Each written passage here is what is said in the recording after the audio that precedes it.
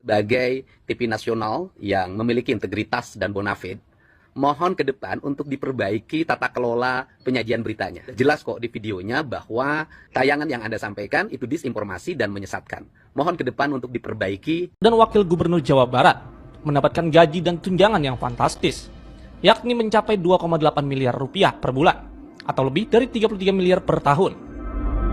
Banyak yang membicarakan tentang penghasilan Gubernur Jawa Barat, tunjangannya mencapai 33 miliar. Saya tegaskan ya bahwa saya sejak awal terbuka menyampaikan satu gaji gubernur dan tunjangannya itu sebesar 8,1 juta dalam setiap bulan. 8,1 juta dalam setiap bulan. Setelah itu saya mendapat fasilitas baju dinas. Saya tidak mengambilnya dan mencoretnya anggaran tersebut. Jadi baju dinas Gubernur Jawa Barat itu tidak ada. Bajunya beli sendiri karena saya bukan yatim piatu. Kemudian mobil dinas saya tidak mengambilnya. Kemudian yang berikutnya ada lagi yaitu anggaran perjalanan dinas. Sebelum saya menjabat, gubernur yang terdahulu anggaran dinasnya per tahun 1,5 miliar. Kemudian setelah saya menjabat, saya turunkan menjadi 750 juta. Dan sekarang di perubahan APBD tahun 2025, anggaran perjalanan dinasnya diturunkan lagi 100 juta.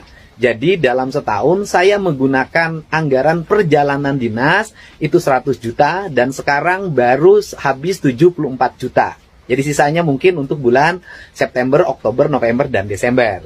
Nah selanjutnya lagi, ada apa lagi? Ada yang disebut dengan biaya operasional yang diatur dengan peraturan pemerintah, yaitu besarannya 0,15% dari realisasi pendapatan asli daerah. Nah, diperkirakan APBD Provinsi Jawa Barat 15% realisasi pendapatan asli daerah itu sekitar 28 miliar. Dari 28 miliar itu dibagi dua, gubernur dan wakil gubernur. Gubernur 75%, wakil gubernur 25%. Maka jatuhnya yang saya peroleh adalah 21 miliar 600 juta rupiah per tahun. Dan kemudian anggaran itu digunakan untuk apa? Anggaran itu saya gunakan semuanya untuk belanja kepentingan rakyat.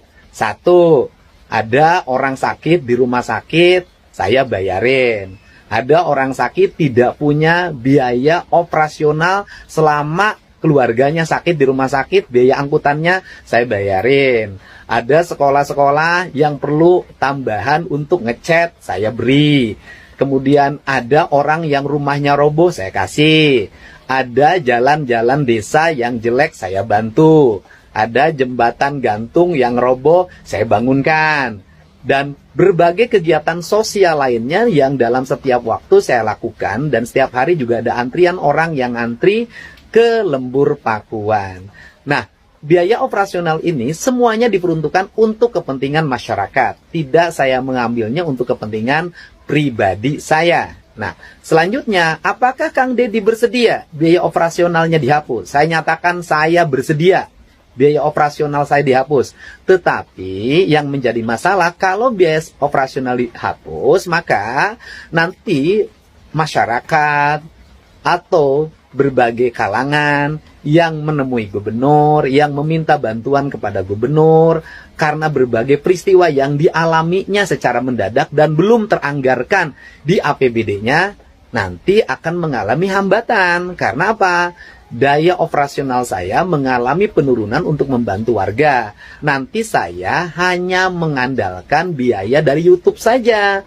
Dan itu akan merugikan banyak pihak.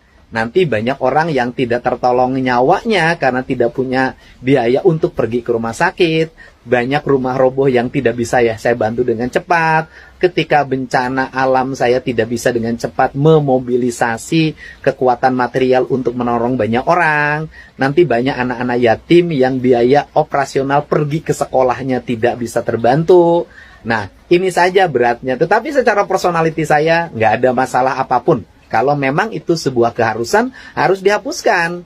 Nah, tetapi yang akan dirugikan bukan saya dan keluarga. Yang akan dirugikan adalah masyarakat yang semestinya mendapat bantuan nanti akan mengalami hambatan. Karena apa?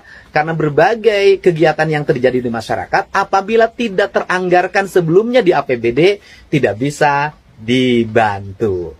Buzzer KDM kumpul-kumpul di sini guys. Tempo berani-beraninya mengkritik pedas KDM. Dia bilang bahwa KDM itu menambah daftar politik dinasti.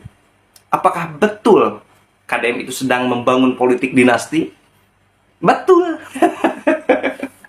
Pernikahan antara Maula Akbar, DPRD Jawa Barat, sekaligus anaknya gubernur, dengan wakil Bupati Garut yang sekaligus anaknya Kapolda Metro Jaya pada saat itu, mengindikasikan bahwa KDM itu sedang membangun dinasti politik. Wah, emang salah? Nggak salah sebetulnya. Pernikahan politik itu tidak bertentangan dengan undang-undang, tapi menjadi presiden buruk bagi negara demokrasi. Dianggap melanggar etika dan membangun kolusi dan nepotisme. Kenapa? Karena raja-raja dulu ketika ingin melanggengkan kekuasaan, salah satunya yaitu melalui pernikahan politik, menggabungkan dua kekuatan besar untuk melanggengkan kekuasaan. Ini bukan statement saya guys, tapi saya cuma baca berita di Tempo. Silahkan teman-teman bisa semuanya baca di Tempo. Bener, Tempo ini dibiayai asing. Tempo ini bukan orang Jabar, tapi berani-beraninya dia ngeritik Gubernur Jabar. Yang sepertinya membuat kenapa dulu Jakarta selalu dijadikan sebagai epicentrum dan kiblat politik nasional, karena memang gubernur-gubernur yang terpilih adalah mereka yang dikaitkan dengan suksesi kepemimpinan nasional. Artinya ada kecenderungan siapapun yang jadi gubernur Jakarta itu diproyeksikan dan seringkali dikait-kaitkan dengan calon pemimpin bangsa di masa-masa yang akan datang. Tentu itu tidak terlepas dari manuver, kebijakan, dan perilaku-perilaku yang telah dibuat oleh para gubernur Jakarta. Tapi harus kita akui, ketika pilkada serentak dilaksanakan secara nasional di seluruh Indonesia, di 545 kabupaten, kota, dan provinsi, secara perlahan kiblat politik itu bukan di Jakarta lagi. Ini secara perlahan kiblat politik itu mengarah ke Jawa Barat. Kenapa mengarah ke Jawa Barat? Ya tentu tidak terlepas dari gubernur yang ada di Jawa Barat, Kang Deddy Mulyadi, yang dinilai bagaimana manuver-manuver, tindakan dan kebijakan politiknya itu selalu memantik perdebatan, selalu membetot perhatian, dan yang paling penting selalu menjadi pergunjingan. Dan memang harus kita akui, dibandingkan dengan kepala-kepala daerah yang lain, khususnya pada level gubernur, memang Deddy Mulyadi itu membuat manuver-manuver politik yang cenderung tidak biasa. Artinya, apa yang dilakukan oleh Deddy Mulyadi ini kan selalu membetot perhatian karena dinilai memberikan satu sentuhan yang baru, terobosan-terobosan yang tidak biasa, tentu sebagai upaya bagaimana menyelesaikan persoalan-persoalan yang selama ini tidak pernah selesai, khususnya yang ada di Jawa Barat.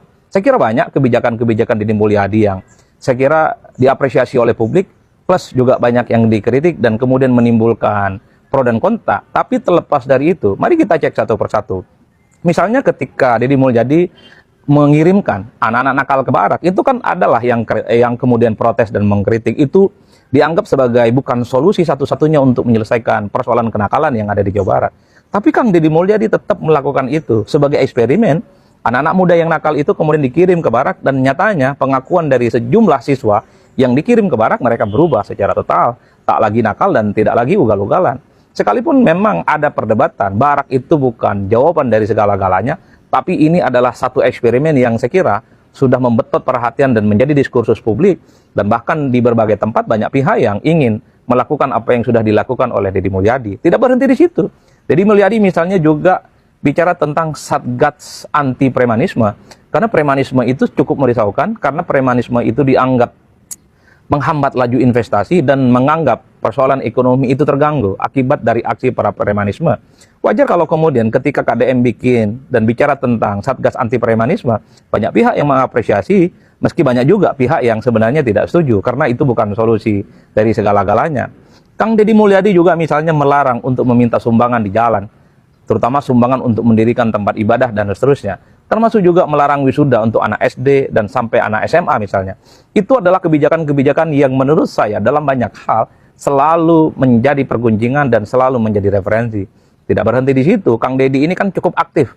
Bagaimana melakukan komunikasi langsung kepada masyarakat, terjun ke pasar, menyelesaikan persoalan secara langsung, bertemu dengan masyarakat yang digusur misalnya, ataupun juga melakukan aktivitas secara langsung berinteraksi dengan masyarakat yang ada di bawah, dan yang paling penting, itu diekspos dan disampaikan secara terbuka melalui media sosialnya. Jadi hal-hal yang semacam inilah yang secara perlahan memang Kang Deddy Mulyadi harus kita akui per hari ini adalah sebagai kepala daerah yang selalu menjadi rujukan, menjadi pergunjingan, dan menjadi perdebatan. Tentu tidak terlepas dari pro dan kontranya. Tidak tahu alasannya, jangan suka mengkritik. Nanti kalian kena batunya. Sekarang kena batunya deh. Diserang oleh netizen Jawa Barat yang sangat brutal. Pasti nangis deh kalian. Apalagi dengan jawaban-jawaban KDM yang sangat elegan dan tegas dan luar biasa. Kalian pasti mati kutu di depan KDM. Nggak bakalan menang. Kalian harus tahu, KDM itu jadi pemimpin berangkat dari nol. Dari mulai anggota DPRD, wakil bupati, Bupati Purwakarta 2 periode, anggota DPR RI, sekarang jadi gubernur. Jadi KDM itu sudah manis, pahit, asam, garam, dunia perpolitikan, kepemimpinan. Sudah dia rasakan, sudah banyak pengalaman. Jadi sebelum mengeluarkan kebijakan, KDM itu survei dulu, lihat dulu situasi, baru mengeluarkan kebijakan. Jarang sekali kebijakan KDM yang ditarik lagi. Nggak ada kebijakannya berhasil. Contohnya barak militer, study tour, semuanya berhasil. Jadi kalian urusinlah kalian sendiri, jangan suka mengkritik orang lain. Boleh mengkritik, asal membangun, jangan menyudutkan, memojokkan, apalagi menjatuhkan. Percayalah, KDM itu orang baik, tulus, ikhlas, mencintai rakyat Jawa Barat. KDM itu Jawa Barat ingin maju, ingin makmur, ingin sejahtera. Hati-hati dengan KDM. KDM tidak bisa dijatuhkan, tidak bisa. Semua warga Jawa Barat mendukungnya. Demi Jawa Barat satu, Jawa Barat istimewa. KDM sudah transparan soal anggaran. Semua jelas, semua terbuka. Tapi masih saja ada yang gagal paham. Entah memang tidak paham, atau pura-pura tidak paham. Dan lebih miris lagi, sekelas TV One saja, OON-nya minta ampun. Selalu ada saja yang nyinyir ketika mendengar angka tunjangan gubernur dan wakil gubernur Jawa Barat mencapai miliaran rupiah per bulan.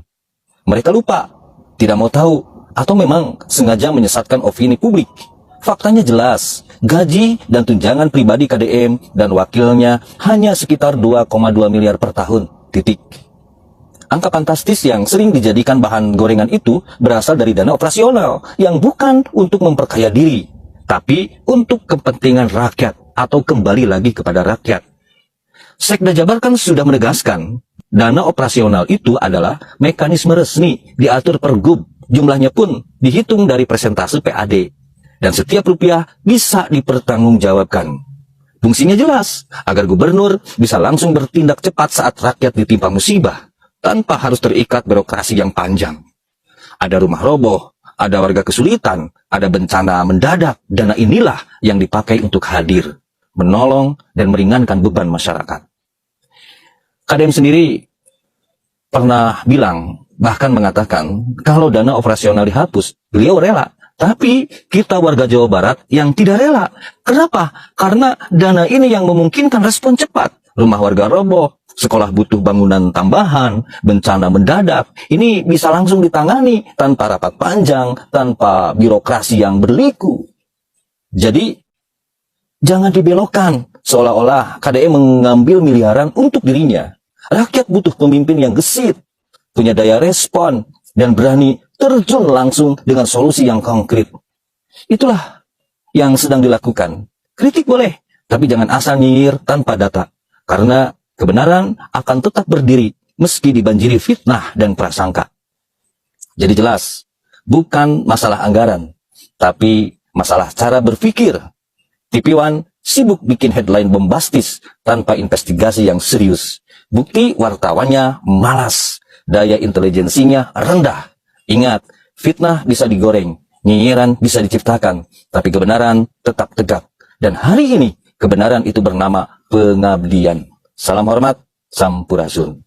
Cuma jang maneh nu nyieun berita dina TV One dengekeun pada di Mulyadi mah non teh meuli baju dinas ge make duit sorangan. Tong boro narima tunjangan jeung gaji per bulanna 2,8 miliar. Nu aya tunjangan ge hampir teu dicokot ku manehna mah. Ningen kamari ieu ge kalah dibikeun pake kompensasi nih. Disidik gajihna per bulanna ukur sabaraha 8,1 juta. Biaya operasional anu tadina mah 1,5 miliar diturunkeun jadi 750 juta manehana mah. Kalah boga niatan deui hayang satahun teh ukur 100 juta. Kurang kumaha gitu. Itu duka kumaha cigana mah nu gaduh TV One sareng nu ngadamel berita dina TV One rupina mah ala ludur sadayana. Wawantunanan ngadamel berita sapertos kitu. Ongkoh TV One News. Berarti lamun nyin beritana kudu nu teu percaya. Kudu nu asli ulah nu hoak. Rupina mah ima oknum meureunnya TV One mah oknum meureun nu ngewa ka KDM jadi nyin berita gitu. Kumargi kitu hayu urang doakeun nu gaduh TV One sareng nu ngadamel berita dina TV One mugia ku Allah cing disehatkeun jiwa sareng ragana rupina tos ka sarang eta jiwana kitu nya penyakit jiwa teh nih. Tapi da nguping di mah teh aruih ti rumah sakit jiwa meureun daramalna teh sareng nu gaduhna teh. Tapi juga tiasa kitunya. Kumargi kitu hayu baraya urang silaturahmi karena akun TV One. Media-media gede seperti Tempo, TV One, geus mulai nyerang KDM. KD-nya masyarakat Jawa Barat ya. Media-media seperti Tempo, TV One geus mulai ya nyenggol-nyenggol, malah Tempo menyebut jurnalisnya nyebut KDM berbahaya.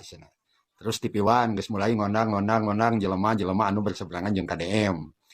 Power ngapraming sangkan masyarakat Jawa Barat kapengaruhan bahwa Kang Dedi teh sagoreng anu diarongkeun ku maranehna gitu. Tapi urang percayalah masyarakat Jawa Barat geus palinter nya. Jeung kieu lah, lamun anu geus digogoreng ku Tempo, ku TV One, biasana jelema eta bener, KDM geus bener lah. Nu jadi pertanyaan saha di belakang meureun Tempo, TV One, malah KPAI. Sok ayeuna bebeakan terus dirang KDM. Komnas HAM geus jempel lah da si menterina meureun geus ngadukung. Anu jadi pertanyaan pasti loba pihak anu hoream atawa emung KDM leuwih nanyung kadituna jadi ari hiji. Matak Jawa Barat masyarakatna kudu siap-siap ya ngabela KDM. Sabab serangan geus dikencak ka tuhu luhur handap. Lamun teu dibelaan ku alurang ku masyarakat Jawa Barat teu kusaha deui.